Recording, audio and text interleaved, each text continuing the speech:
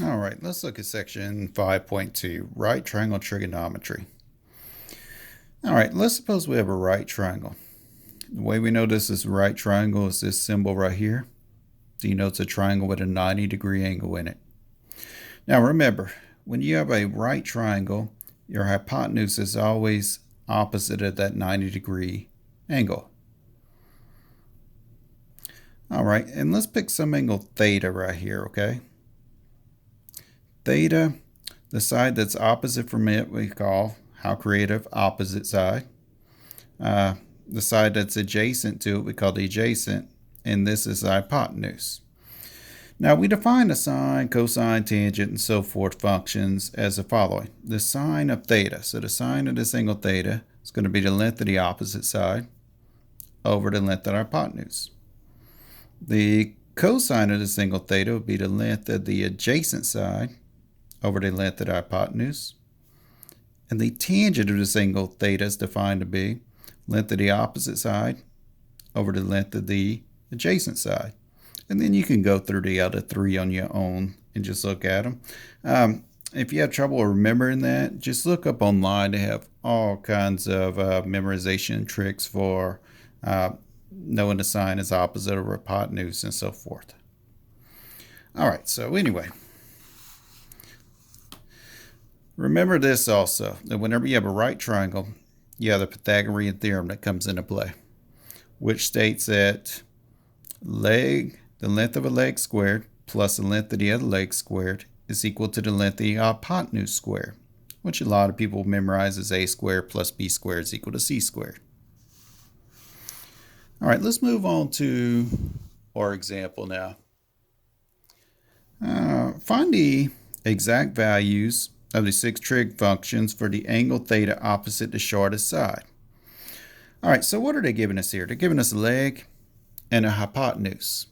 To make this easier, let me draw some right triangle here. I don't know, maybe my right triangle looks like that, okay? Now they're giving me the length of the hypotenuse is this. Remember the hypotenuse? Opposite of the 90. So I'm going to call this side 3 square roots of 23 inches. Now let me see. I have one leg, but I don't know if it's this leg or that leg. But I do have enough to use the Pythagorean theorem to find the other length of the leg. Length of a leg squared plus length of the other leg squared is equal to the length of the hypotenuse squared. All right, so what are they giving me? They're giving me a leg, so they're either giving me this A value or this B value. Okay, I don't know which one they're giving me though. And I could plug it in for either one of these legs. I could say 3 square roots of 19 squared plus b squared, I don't know, that's what I'm trying to find, is equal to c squared. So take the length of the hypotenuse, 3 square roots of 23, and square it. And we could calculate this missing length here. All right, how do I square this? Square your 3 on the outside, that gives you 9. Square the square root of 19, that gives you 19. Plus b squared is equal to, now let's square this stuff. Square the part that's not under radical gives you 9. And square the square root of 23 gives you 23. All right, now let's multiply these. 9 times 9 is 81. So that's what, 171 plus b squared is equal to, how about 9 times 23? Well, 9 times 3 is what, 27? And 207 will give you. Now let's solve for b squared. So let's see, what happens whenever I subtract 171 from this? What do I get? Get a 6 there, and then what, 3 there? Well, that's a nice number. Now let's take the square root of both sides. Square root of b squared is equal to plus or minus the square root of 36. So b is equal to plus or minus 6. Now since b is the length of a triangle, it's going to have to be positive 6 because we can have a negative 6 inches as the length of a triangle. All right, so I have that missing side length, 6 inches. All right, now let's see. They wanted me to find what 6 trig functions for the angle theta opposite the shortest side. So which leg is shorter? The leg that was 3 square roots of 19 or the leg that was 6 inches? Well, you could put that in your calculator and you're going to find that this length of this leg is longer than the 6 inches. So let me go ahead and label this one 6 inches. And let me label this one 3 square roots of 19 inches. Now let's see. They want the 6 trig functions for the angle theta opposite the shortest. Here's my shortest side. Opposite is this angle right here. Theta. It's directly opposite. So let's find our sine of theta. What's the sine of theta? I could do a better theta than that. Sine of theta would be length of what? Opposite over hypotenuse. So 6 over 3 square roots of 23. Well, I can simplify this. 3 divided by 3 is 1. 6 divided by 3 is 2. So what does that give me? 2 over square root of 23. And let's go ahead and rationalize our denominator. So we're going to multiply that by square root of 23 over square root of 23. That gives us 2 square roots of 23 over 23. So that's my sine of theta is equal to 2 square roots of 23 over 23. How about my cosine of theta? Let's find that value. Cosine of that angle theta, here's my angle theta.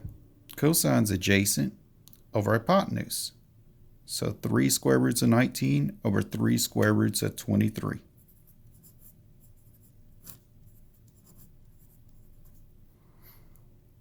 Oh, right away these 3's divide out. So a square root of 19 over square root of 23. And let's rationalize our denominator by multiplying by the square root of 23 over itself.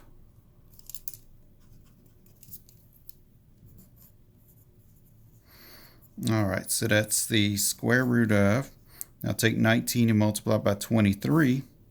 That'll give us our answer up here.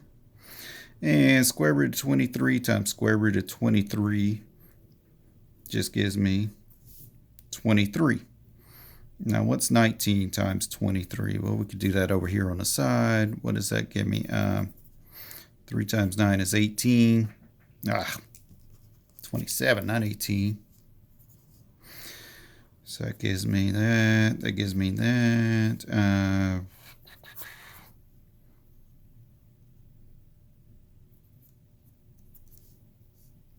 So what is that? 437 over 23. Square root of 437 over 23 is my cosine. How about the tangent of theta?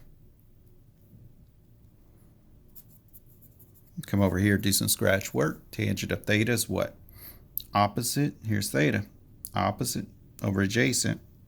So 6 over 3 square roots of 19. Divide these, you get 2. So you get 2 square roots of 19, or 2 over square root of 19. And if I rationalize that, what do I get? 2 square roots of 19 over 19. All right, that's 3 of my trig functions. Let's find the rest of them. They wanted me to find all 6. So let's see. Cosecant of theta. Now notice your cosecant of theta. Let's go back up here. Cosecant's what? The reciprocal of sine. So what I could do is I could take this quantity, reciprocate it, and say that's my cosecant. But I'm going to take the quantity I had originally for the sine, which was this part, 2 over square root of 23, and I'm going to reciprocate that, call that the square root of 23 over 2. Therefore, I don't have to rationalize if I take this form of it. How about the secant? The secant is the reciprocal of the cosine. So the secant of theta was, okay, I could reciprocate this, but then I'd have to rationalize. So let's reciprocate the cosine before we rationalized. That was the cosine before we rationalized. If we reciprocate that, what do we get? Square root of 23 over the square root of 19, but I am going to have to rationalize still. All right, so what do we say? Square root of 23 times square root of 19 was square root of 437 over 19.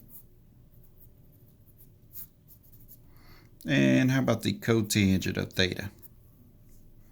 What was the tangent? The tangent was that. If we reciprocate that, we get the square root of 19 over 2. There's my 6 trig functions.